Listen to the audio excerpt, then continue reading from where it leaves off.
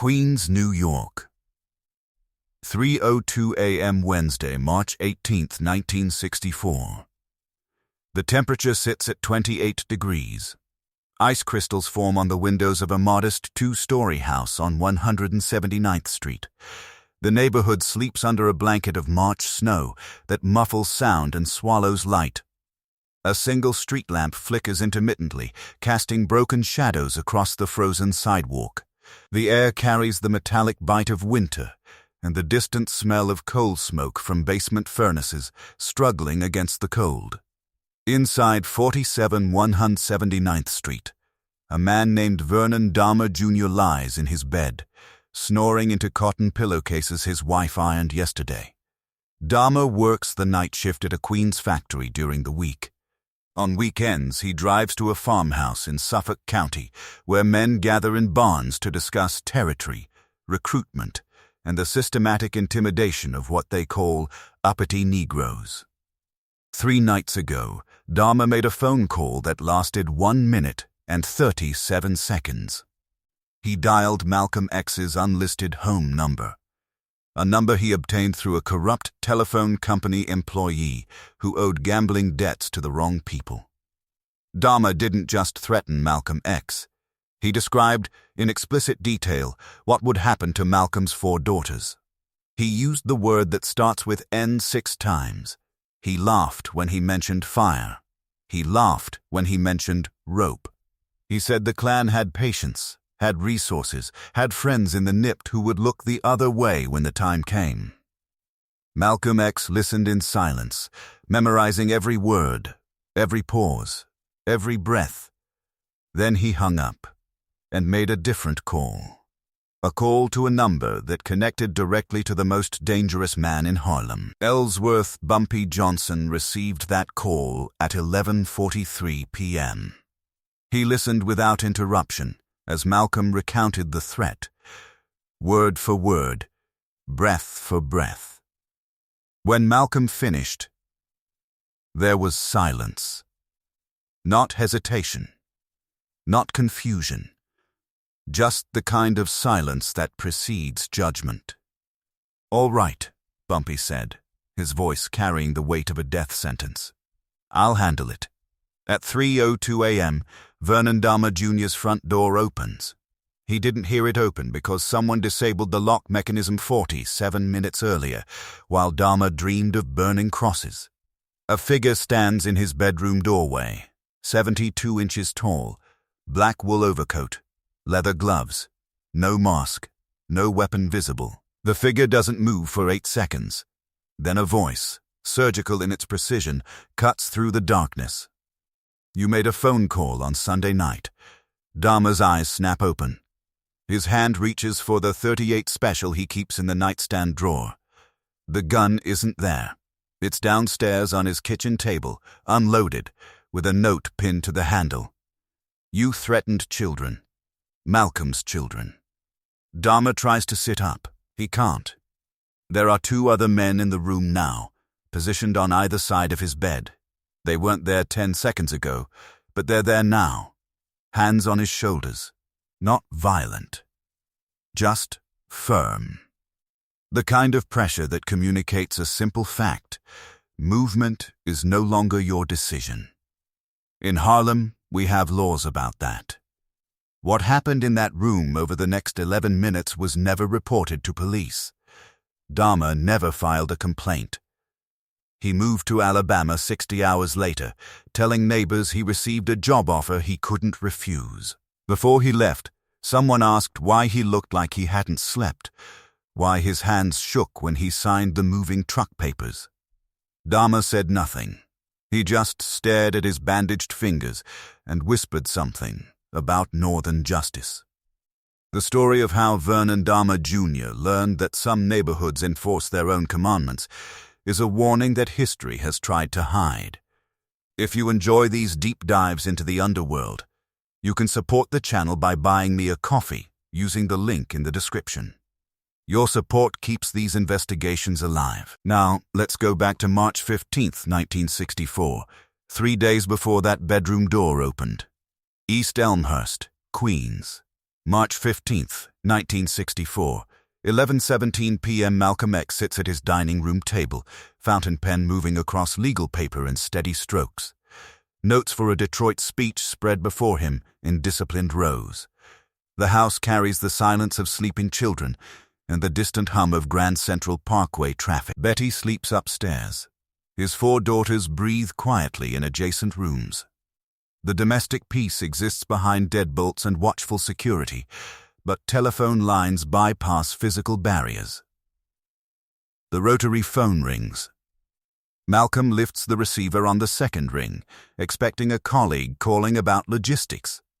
Instead, he hears calculated breathing. The pause before violence. The voice uses Malcolm's birth name like a weapon, stripping away the identity he built.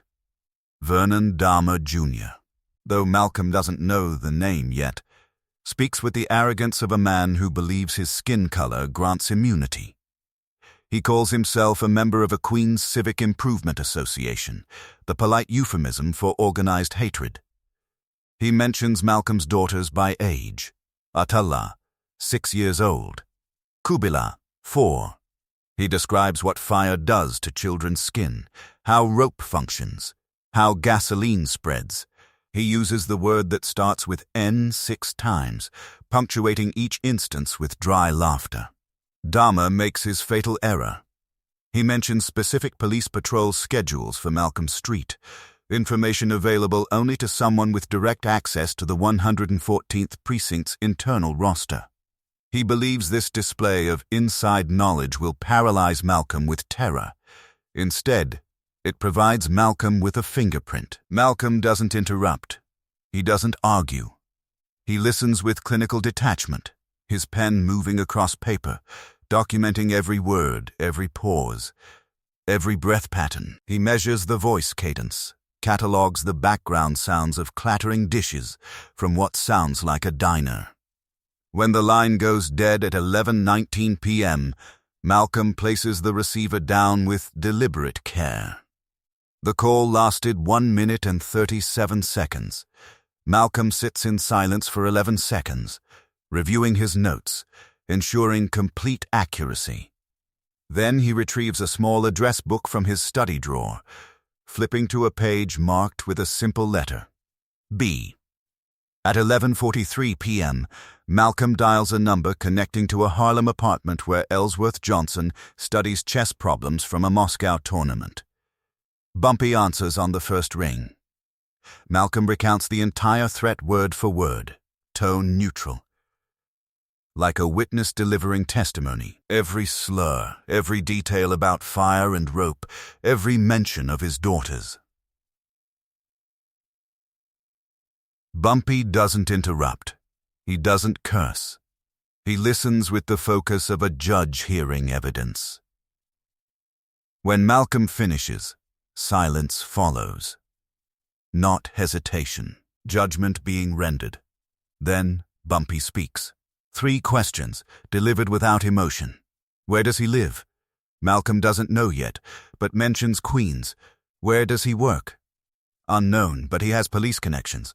How many people know he made this call? Just them. All right, Bumpy says, his voice carrying the weight of a death sentence. I'll handle it. Within 90 minutes, Bumpy's intelligence network mobilizes. A telephone company supervisor traces the call to an Astoria diner. A former Army signals specialist analyzes the voice recording. Cross-referencing against known Klan associates in Queens, the mention of police duty rosters narrows the field to 4 suspects. By 1:23 a.m., they have a name. Vernon Dahmer Jr., mid-level organizer, factory worker, weekend terrorist. The unwritten law has been violated. You can hate Malcolm, protest him, denounce him publicly. But you never threaten his children and expect to sleep peacefully. That boundary separates politics from savagery, separates criminals from monsters. At 1:31 a.m., Bumpy Johnson closes his chessbook and looks at his lieutenant. Get the car. We're going to Queens. And bring the note I wrote last Tuesday. The timing, the preparation, the calm certainty all point to one truth. This response is not improvisation. It is systematic, planned, and inevitable. March 16th, 6:47 a.m. The threat against Malcolm X transforms from outrage into assignment. Bumpy Johnson's intelligence network activates with the precision of military machinery, each component serving a specific function in the systematic dismantling of Vernon Dahmer Jr.'s perceived immunity. The first asset mobilizes before sunrise. Morris Klein, a telephone company supervisor drowning in $17,000 of poker debt to Bumpy's organization, arrives at his midtown office carrying instructions written on racing forms. Klein's access to switchboards and call logs provides the foundation. Within 90 minutes, he produces Dahmer's complete telephone records, home address on 179th Street, and a pattern of calls to Suffolk County farmhouses and police precincts that confirms the target's Klan connections. Two former military surveillance specialists position themselves near Dahmer's house by noon. Raymond Cruz, Army intelligence veteran of Korean occupation zones, and James Patterson, Navy reconnaissance specialist who photographed Soviet installations, now apply their skills to a modest Queens neighborhood. They document everything with methodical precision. Dahmer's routine emerges in stark detail. Factory shifts from 6 p.m. to 6 a.m., driving a dented 1961 Ford Fairlane, wife departing every Wednesday at 8 p.m. For Brooklyn, returning after midnight, the locksmith enters the operation on March 17th afternoon. Samuel Roth, whose early prison release Bumpy personally arranged, studies Dahmer's door hardware while posing as a gas line inspector. Standard residential locks, easily defeated with proper tools and 90 seconds of uninterrupted access. The house layout reveals a fatal vulnerability. The bedroom sits at the rear of the second floor, isolated from street observation. Detective Philip Caruso from the 114th Precinct provides the most critical intelligence. For $800 monthly, Caruso delivers patrol schedules and confirms Dahmer's arrogant assumptions. Wednesday night patrols pass every 47 minutes between 2 and 4 a.m., with 2 officers regularly calling in sick to work private security. Dahmer brags openly about being untouchable, protected by geography and brotherhood. He believes Harlem criminals lack the sophistication to operate in Queens, that his white neighborhood creates an invisible barrier. Bumpy reviews intelligence reports at his dining room table, spreading photographs and typed notes like a general studying battlefield maps. He annotates with surgical precision, Wednesday 3 a.m. wife away. Neighbors sleep heavy, 2-minute window. Next to patrol schedules, 2:47 entry, 2:58 exit, 3:34 next patrol. This represents Bumpy's core philosophy: violence without intelligence is chaos, drawing heat and inviting retaliation. Intelligence without consequences is weakness, turning information into meaningless trivia. True power requires both elements in perfect balance. Know exactly where a man sleeps, then arrive at the precise moment when that knowledge becomes leverage. Dahmer's fatal flaw is not his racism, but his arrogance. He views the entire city through rigid boundaries, believing Queens geography grants immunity from Harlem justice. He fails to understand he faces a grandmaster who treats all 5 boroughs as a single chessboard. From his desk drawer, Bumpy retrieves 2 items prepared days earlier, with characteristic foresight. The first is a handwritten note on plain paper, folded once, the message composed with legal document precision. The second is a small leather case containing specialized tools designed not for killing but for education, for creating permanent memories without permanent damage. March 17th, 2:15 a.m. Bumpy's black Cadillac pulls away from Lenox Avenue, heading toward the Triborough Bridge. 3 men occupy the vehicle in disciplined silence. Bumpy reviews his notes one final time. His lieutenant drives with steady competence. Raymond Cruz carries the leather case and portable recording equipment. They are not traveling to Queens to negotiate or threaten. They are delivering a message that will redefine the boundaries of fear for every man who believes geography grants immunity from consequences. Queens, New York. 3:02 a.m. March 18th, 1964.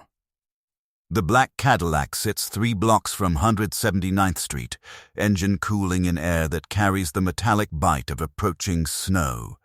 Raymond Cruz approaches the rear entrance carrying tools wrapped in cloth to prevent metallic sounds. The house smells of stale tobacco and floor wax when the back door surrenders in 73 seconds.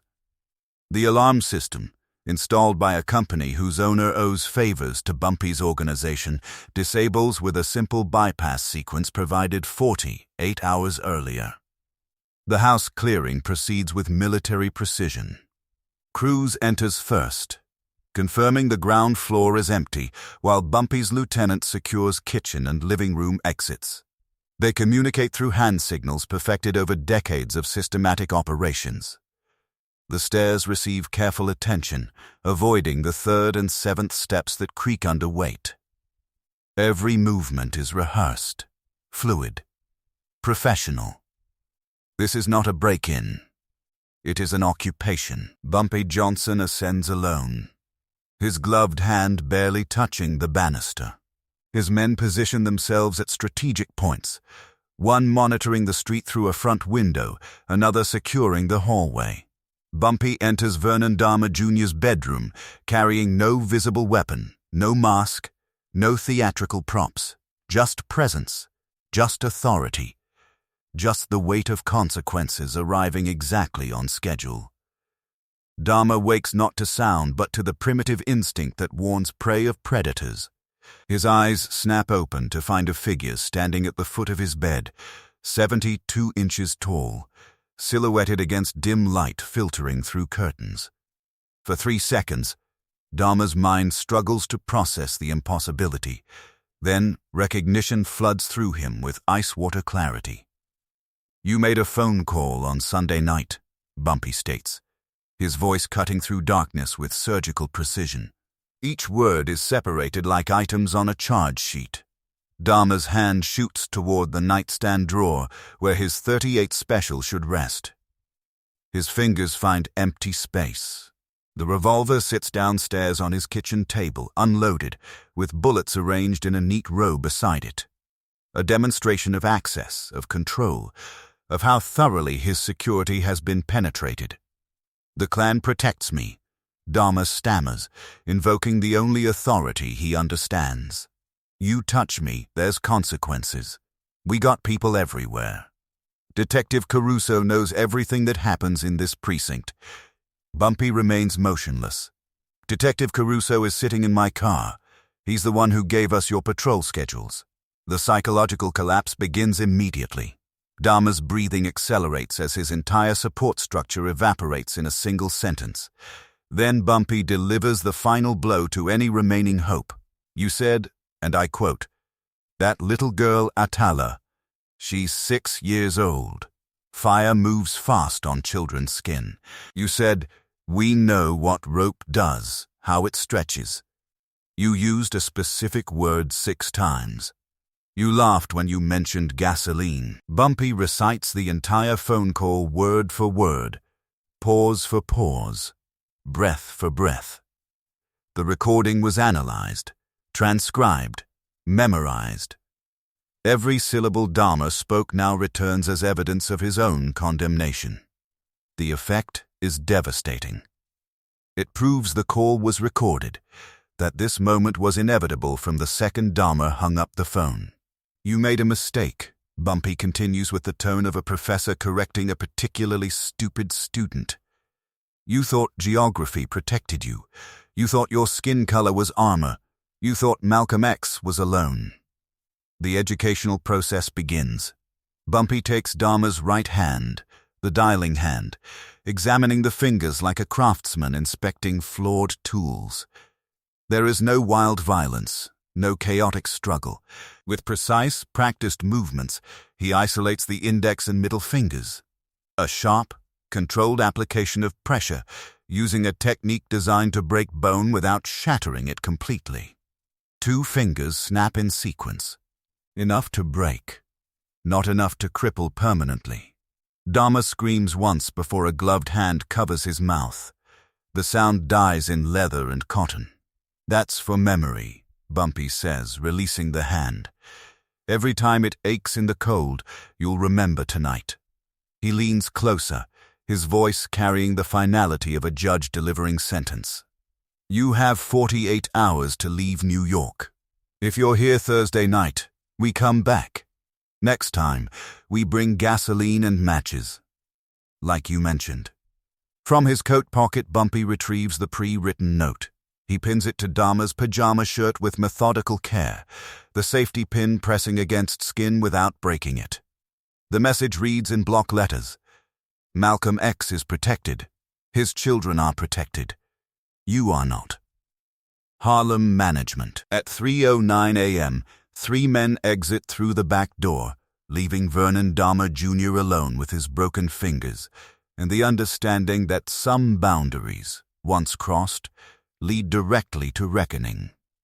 The note remains pinned to his chest, a permanent reminder that geography grants no immunity from justice when justice decides to cross borough lines. March 18th, 7:34 a.m. Vernon Dahmer Jr.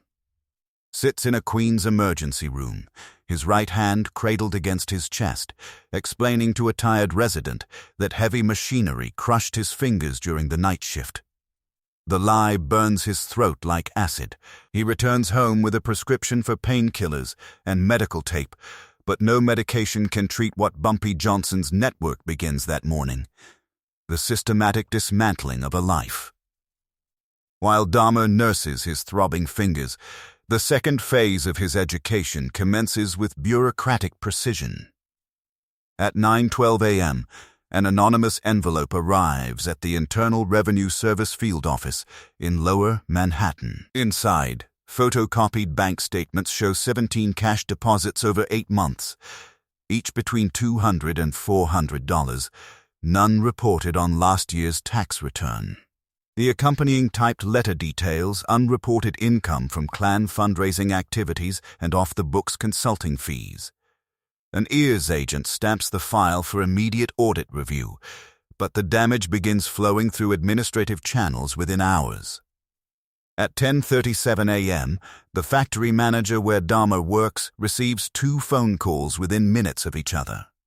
The first comes from someone identifying himself as a concerned citizen who witnessed Dahmer making threatening racial remarks that could create workplace liability. The second arrives from a person claiming to represent a civil rights organization documenting discrimination cases, mentioning potential pickets and newspaper coverage. By noon, management pulls Dahmer into an office to discuss serious character concerns. By 2:16 p.m., he receives indefinite unpaid leave pending investigation. Dahmer attempts to withdraw money from his bank at 1:05 p.m. The teller informs him his account has been frozen pending routine review, flagged by suspicious activity patterns. No explanation beyond bureaucratic necessity. No timeline for resolution. The freeze, arranged through a bank compliance officer who handles Bumpy's quiet financial arrangements, will remain in place long enough to create cascading pressure when a man can least afford financial instability. The social demolition accelerates that afternoon. In mailboxes throughout Dahmer's Queens neighborhood, plain manila envelopes appear bearing residents' names. Inside each envelope, black and white photographs of Dahmer standing beside men in Klan regalia at a Suffolk County farmhouse, his face clearly visible, unmistakable, damning. Additional copies arrive at his wife's employer at a Park Avenue law firm, accompanied by a note suggesting they might want to know about their employees' associations. The elementary school where his wife works as a secretary receives an identical packet.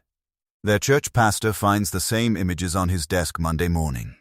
By 3:47 p.m., Dahmer's wife returns home unemployed, carrying a cardboard box containing her personal items and questions he cannot answer without admitting everything. Neighbors who smiled yesterday now cross streets to avoid conversation. The carefully maintained facade of respectable civic engagement lies in ruins, exposing the ugliness beneath. Detective Philip Caruso completes his role with professional efficiency. Dahmer's file, containing documented associations with known clan members and records of suspicious cash deposits, finds its way to FBI agents tracking white supremacist infiltration in northern cities. The federal investigation won't move quickly, but Dahmer's name now exists in official channels as a person of interest, creating permanent vulnerability that extends far beyond Queens. The psychological warfare operates on a frequency designed to shatter sanity through accumulated small violations. March 19th, Dahmer discovers his morning newspaper moved 3 inches from where the delivery boy always places it, folded with unnatural precision. His car antenna, previously angled left, now points right. The mailbox flag stands raised though he lowered it yesterday evening. Nothing is stolen. Nothing is destroyed. Every adjustment delivers the same message. We can touch anything that belongs to you whenever we choose. Within 48 hours, the lesson spreads through clan networks with viral efficiency. Vernon Dahmer Jr., mid-level organizer, made a phone call threatening Malcolm X's children. Within 72 hours, his life disintegrated through mechanisms no one fully understands. The story mutates with each retelling, but the core remains constant. New York operates under different rules. Malcolm X enjoys protection from forces that cross racial and criminal boundaries. Some targets remain permanently off-limits. Dahmer begins his psychological collapse in stages. Sleep abandons him first, every house creak becoming footsteps, every car door suggesting return visitors. He cannot work with broken fingers and suspended employment. He cannot pay bills with frozen accounts. He cannot face neighbors who now know his weekend activities. His wife packs silently, her trust in their shared life shattered by photographs she cannot unsee. Bumpy Johnson's philosophy of smart violence reveals its complete architecture. Killing Dahmer would create a martyr, invite federal investigation, provide recruitment propaganda for hate groups. Destroying Dahmer's world accomplishes everything without firing a shot. Financial ruin, social isolation, legal vulnerability, and psychological terror combine into punishment worse than death because the victim lives to remember and warn others. A dead man tells no tales, but a broken, bankrupt, terrified man fleeing the state tells everyone exactly what happens when certain lines are crossed. March 20th, 6:00 a.m. A rented moving truck idles outside 179th Street, exhaust vapor mixing with morning mist. Vernon Dahmer Jr., hands still bandaged, loads boxes with frantic urgency while constantly checking mirrors, scanning parked cars, searching for watches. His wife sits in the passenger seat, weeping silently, their entire life compressed into cardboard containers, and the bitter knowledge that some mistakes cannot be undone. Across the street, a black Cadillac sits with engine off, windows tinted, patient as a predator. Inside, a man takes notes in a small leather book, documenting the departure, confirming the lesson delivered with mathematical precision. Dahmer sees the car, recognizes the message, understands his 48 hours have expired exactly on schedule. The truck pulls away at 6:47 a.m., heading south toward Alabama, carrying a broken man and a warning that will echo through hate networks for years to come.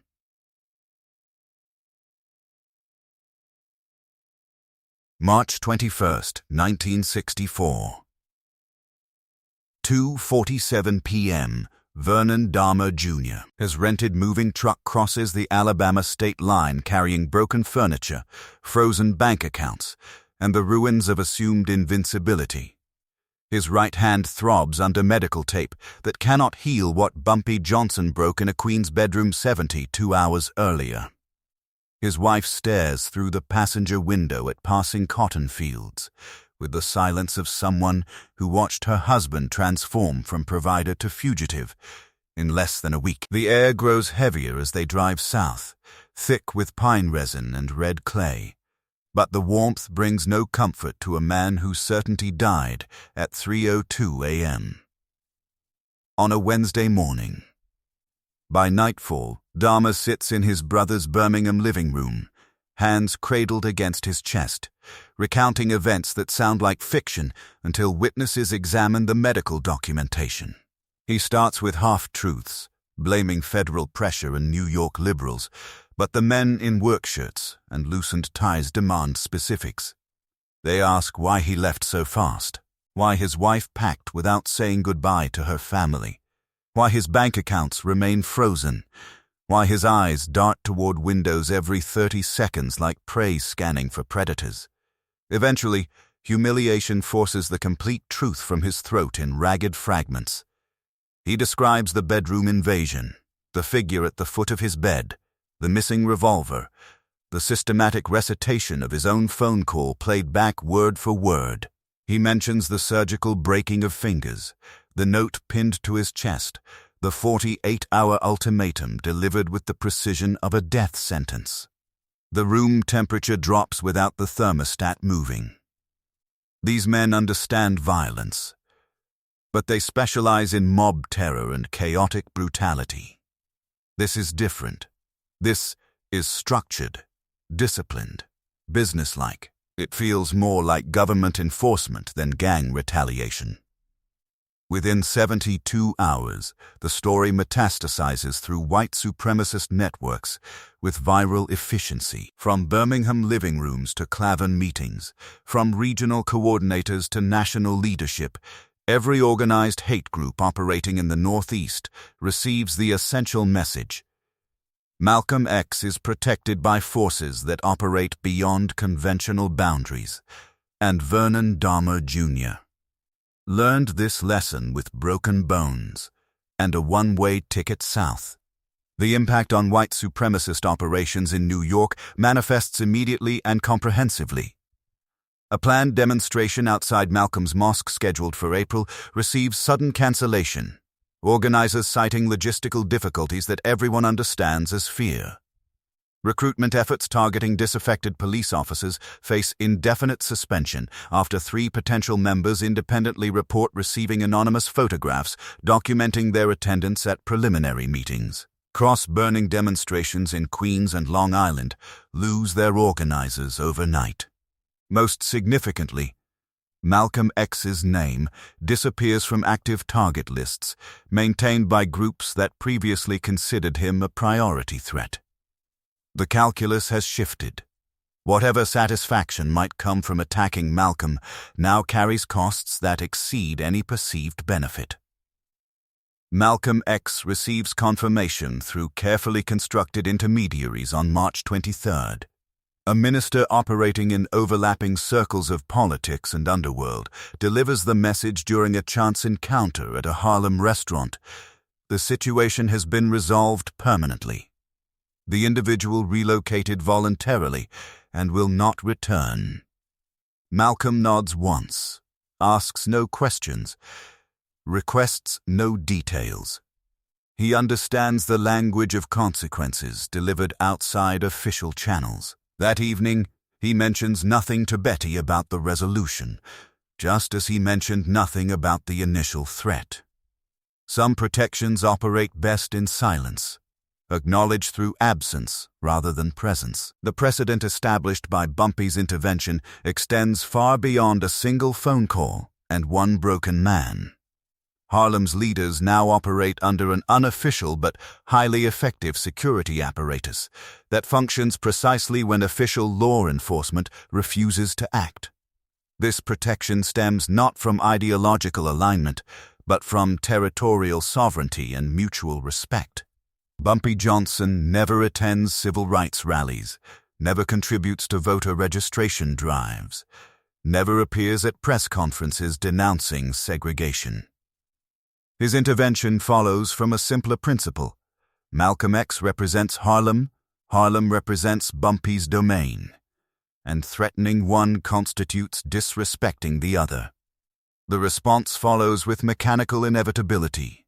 FBI surveillance documents capture fragments of this reality in field reports that will remain classified for decades. Agent surveillance notes from March 18th through March 22nd document unusual activity patterns, late-night movements between boroughs, and the sudden departure of a known Klan associate from Queens. The reports note connections between organized crime figures and the resolution of a potential threat against Malcolm X. But no arrests follow.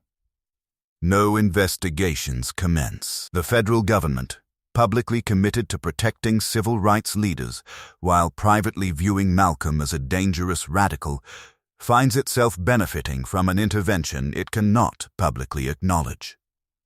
Bumpy's actions serve purposes the FBI cannot officially pursue, neutralizing threats against a controversial figure without creating martyrs or triggering the legal complexities that official action would require. The delicate balance reveals itself in what doesn't happen next. Bumpy never seeks audience with Malcolm to accept gratitude. He never requests political favors or public acknowledgement. He never leverages the intervention for influence within Malcolm's organization. The relationship remains what it has always been: mutual respect between men who control different aspects of the same territory. Malcolm commands moral authority and political influence. Bumpy commands street enforcement and economic leverage. Neither encroaches on the other's domain. The protection provided carries no debt beyond the implicit understanding that certain boundaries will be mutually observed. Other civil rights leaders operating in New York quietly benefit from the message transmitted through Dahmer's broken fingers and forced exodus. Though none receive direct communication from Bumpy's organization, the precedent creates ambient protection. Threatening black leaders in New York now carries consequences that official law enforcement refuses to provide. The police department, riddled with officers sympathetic to white supremacist ideology, offers minimal protection and maximum surveillance of civil rights activists. Bumpy's network fills the vacuum with brutal efficiency, establishing deterrence through demonstrated willingness to cross borough lines and shatter the geographic immunity that hate groups previously assumed. September 1964. 6 months after Vernon Dahmer Jr. fled to Alabama with bandaged hands and shattered confidence. A Klan operative named Thomas Whitfield sits in a New Jersey diner reviewing potential targets for coordinated harassment campaigns. Malcolm X's name appears on the preliminary list, circled in red ink. Whitfield remembers the story everyone heard. The legend that spread through their networks like smoke through ventilation systems. The man who made a phone call and woke up to find Harlem standing in his bedroom at 3 a.m. The broken fingers. The systematic destruction. The forced relocation. Whitfield draws a line through Malcolm's name with deliberate precision and writes a different target in a different city, somewhere far from New York, far from territories where the rules operate outside his understanding. The decision takes 3 seconds. The consequences, like most things in this shadow war between official and unofficial justice, will never appear in government records. Vernon Dahmer Jr.'s story becomes a cautionary tale that saves Malcolm X from threats that never materialize, because potential attackers remember what happened to the last man who crossed that particular line. Some lessons require personal experience. Others can be learned through the suffering of those who went before. Harlem in the early 1960s operated under 2 distinct legal systems, each with its own enforcement mechanisms and codes of justice. The official system wore badges, carried warrants, and enforced laws that rarely extended equal protection to black citizens facing white supremacist terrorism. The unofficial system wore tailored coats, carried quiet reputations, and enforced boundaries that never appeared in court transcripts but proved far more reliable when lives hung in the balance. Between these parallel systems, a delicate equilibrium existed, maintained through fear, respect, and the systematic application of consequences when official channels refused to act. Ellsworth Bumpy Johnson's legacy resists comfortable categorization within civil rights history. He never marched with King, never registered voters in Mississippi, never delivered speeches about justice and equality. His contribution operated through different currency entirely: the methodical application of consequences when legal systems abandon their responsibilities. History struggles with figures who inhabit moral gray zones, men who commit crimes while simultaneously protecting communities that law enforcement abandons. But communities under siege cannot afford ideological purity. They accept protection from whoever provides it, whether that protector wears a badge or carries decades of criminal convictions. The relationship between organized crime and civil rights in 1960s Harlem was never ideological, but territorial. Bumpy didn't protect Malcolm X because he embraced black nationalism or agreed with critiques of American imperialism. The protection stemmed from sovereignty and mutual respect between men controlling different aspects of the same domain. Malcolm commanded moral authority and political influence. Bumpy commanded street enforcement and economic leverage. Their relationship existed in parallel rather than intersection, two forms of power operating under implicit understanding that neither would encroach on the other's jurisdiction. This dynamic illustrates the community protector archetype in its purest form. Violence in Bumpy's hands was not chaos but order, not random destruction but calibrated response to specific boundary violations. Between 1962 and 1965, documented cases reveal systematic patterns when external threats targeted Harlem leaders. A landlord attempting to burn out organizing tenants discovered his properties mysteriously catching fire. A police officer brutalizing black suspects faced internal affairs investigations supported by anonymous evidence. A businessman refusing qualified black applicants watched supply chains collapse as trucking companies cited scheduling conflicts. These interventions never appeared in newspapers or generated arrests, but the pattern established clear consequences for those believing Harlem existed without protection. The profound irony emerges 1 year later. On February 21, 1965, Malcolm X falls not to Klansmen from Queens, but to men from his own organization, carrying grudges born from internal Nation of Islam conflicts that no external enforcement could predict or prevent. Bumpy's network, so effective against racist terrorists, proves useless against dangers emerging from trusted circles.